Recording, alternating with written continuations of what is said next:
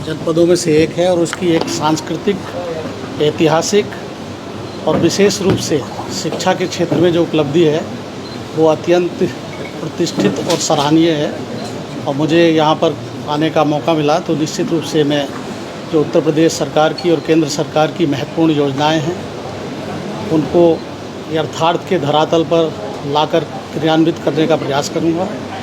और इसमें जनता, जनप्रतिनिधि और इलेक्ट्रॉनिक और प्रिंट मीडिया और अपने सहयोगी अधिकारियों के सहयोग से सभी योजनाओं को ये प्रयास रहेगा कि उसको यथार्थ के धरातल पर एक अच्छे ढंग से क्रियान्वित किया जा सके। जन शिकायतों का निस्तारण, राजस्व वादों का निस्तारण ये मेरी प्राथमिकता है।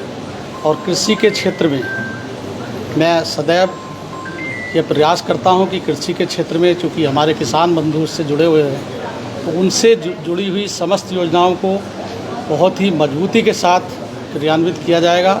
साथ ही जो सामाजिक सेक्टर की योजनाएं हैं, जिसमें जो हमारे बहुत ही पात्र व्यक्ति हैं जो आर्थिक रूप से समृद्ध नहीं हैं, उनके लिए जो योजनाएं हैं उस पर भी विशेष फोकस दिया जाएगा। और जनता के लिए मैं हर समय उपलब्ध रहूँगा, ये मेरी प्रार्थना है। सर, एक समस्या थी जो है कि जो लोग अधिकारी जो है अपना सीओजी नंबर अपने पास नहीं रखते, क्या आगे आपके इसमें देखा जा सकता है कि अधिकारी जो है सीओजी नंबर खुद उठाएंगे और जो है जनता की समस्याओं का हल करेंगे?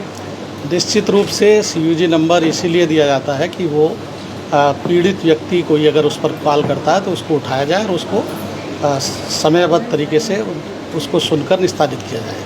लेकिन कभी कभी ऐसा होता है कि किसी राजस्व के कार्य में, न्यायालय में व्यस्त है या कहीं मीटिंग में व्यस्त है, तो ऐसी स्थिति में वो मोबाइल फ़ोन साइलेंट मोड पे रहता है या किसी को दिया जाता है। लेकिन मेरा सभी अधिकारियों को निर्देशित मेरे स्तर पर रहेगा कि जो शासन की प्राथमिकता है कि सीओजी को उठाएं और उसको रेस्पॉन्ड करें प्रॉपरली। जौनपुर में भू विवाद बहुत ज़्यादा है, तो भू माफियाओं को लेकर क्या रहेगा? भू माफियाओं के प्रति सरकार बहुत ही संवेदनशील है और सजगता से, दृढ़ता के साथ कार्रवाई करने के लिए प्रतिबद्ध है। और मैं अन्य जनपदों में जहां पर भी रहा हूं, भूमाफियाओं के खिलाफ शासन के निर्देशों पर बहुत अच्छी कार्रवाई की है और उसको यहाँ बताना उचित नहीं है, आप सब जानते हैं। तो जो भी भूमाफिया होगा, यदि वह चिन्हित होगा तो उस पर दृढ़ से दृढ़ कार्रवाई की जाएगी, कठोर से कठोर। प्रमुख प्रायोरिटी आपकी क्या होगी जनपद के लिए? मैंने जैसा पहले बताया, सबसे पहले जन शिकायतों का निस्तारण, किसानों की समस्याओं का निस्तारण, राजस्व वादों का निस्तारण और सोशल सेक्टर की जितनी योजनाएं हैं, पेंशन इत्यादि, जिसमें हमारे गरीब और पिछड़े वर्ग के लोग जो आर्थिक रूप से समृद्ध नहीं है उनके लिए योजनाएं हैं, उस पर विशेष। मैं रहने वाला हूं जनपद बिजनौर का, जो विदुर की जन्मभूमि है, महात्मा विदुर की, और इसलिए हमारा जो विचार है वो हमेशा संवेदनशील और सांस्कृतिक विरासत को लेकर आगे काम करने का है और बहुत ही संवेदनशीलता के साथ ठंडे दिमाग से काम करने के लिए प्रतिबद्धता हम जाएंगे। कौन से बैच के अधिकारी और किन किन जिलों में रहना? मैं स्टेट सिविल सर्विस से 97 बैच का हूँ और फिर IAS में 2012 बैच मिला है। बहुत महत्वपूर्ण जनपदों में मैं रह चुका हूँ, PCS की, जैसे हरिद्वार, मुरादाबाद, सहारनपुर, मेरठ, गाजियाबाद, अलीगढ़ और इलाहाबाद, गोरखपुर। जिलाधिकारी के रूप में कानपुर देहात, बहराइच, सहारनपुर और ये चौथा।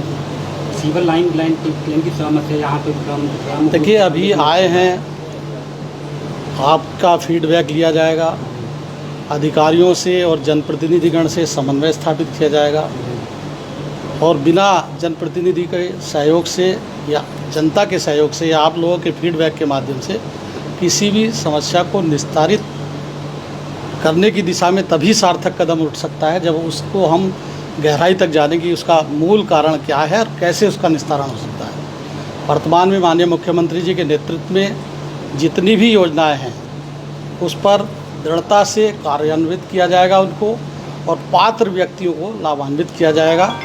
साथ ही सभी अधिकारी जो मुख्यालय पर शासन के निर्देश हैं कि मुख्यालय पर रहें, उसको सुनिश्चित किया जाएगा। यद्यपि मेरे जो पूर्वाधिकारी हैं रविंद्र जी, उन्होंने भी अच्छा काम यहाँ पर किया है और मैं उस कार्य को आगे बढ़ाने की कोशिश करूँगा। ठीक। सर IGRS हो चाहे तहसील की, थाना भी बिल्कुल कागजी फोरम पूरा दिया, जनता जो परेशान होती है थाने पे आती है, तहसील पे आती है, सुनवाई नहीं होती, उसको कैसे टेकल करेंगे? देखिए, उसका एक मैकेनिज्म है। पहले शिकायतों को पंजीकृत करना, पंजीकृत करके उन शिकायतों को जो सक्षम अधिकारी है उसके वहाँ पर भेजना और उसके माध्यम से गुणवत्तापरक निस्तारण होना, और फिर हम उसको रैंडम चेक भी कराएंगे और सीधे जिसकी शिकायत है उसके लिए एक नेटवर्क बना के, कंट्रोल रूम बनाकर उससे बातचीत करके उसकी शिकायतों के संतुष्टिकरण का एक पैमाना निर्धारित करेंगे। यद्यपि आप जानते हैं कि राजस्व से जुड़ी हुई समस्याएं ऐसी होती है कि एक व्यक्ति जो पीड़ित होता है, जब उसको लाभ मिलता है तो वो संतुष्ट होता है, और जिसका ज़मीन इधर उधर होती है वो असंतुष्ट होता है। लेकिन हमारा जो दायित्व रहेगा कि जो उचित है उसको न्याय मिले।